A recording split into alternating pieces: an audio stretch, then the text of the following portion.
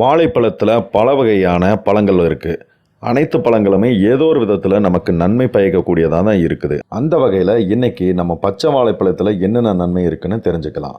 பச்சை வாழைப்பழம் வயிற்றுப்பாதையில் உள்ள குடல் புண்களை ஆற்றும் தன்மை கொண்டது. குடல்களில் சுரக்கக்கூடிய அமிலங்கள் குடல் சுவரை அரிப்பதன் காரணமாக குடல் புண்ணு சொல்லப்படுற அல்சருங்கிறது ஏற்படுது. பச்சை வாழைப்பழத்தை நீங்கள் தொடர்ந்து சாப்பிட்டு வந்தீங்கன்னா இந்த பாதிப்பிலிருந்து விடுபடலாம்.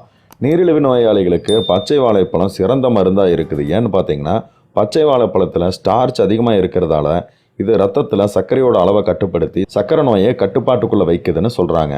உடல் எடையை குறைக்க விரும்புகிறவங்க பச்சை வாழைப்பழத்தை தொடர்ந்து சாப்பிட்லாம்.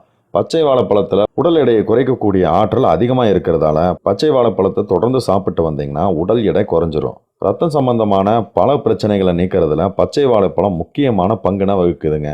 குறிப்பாக ரத்த ஓட்டம் சீராமையறக்கும் இதயத்துக்கு செல்லக்கூடிய ரத்த ஓட்டத்தை சீர்படுத்துறதுக்கும் இந்த பழம் உதவுது.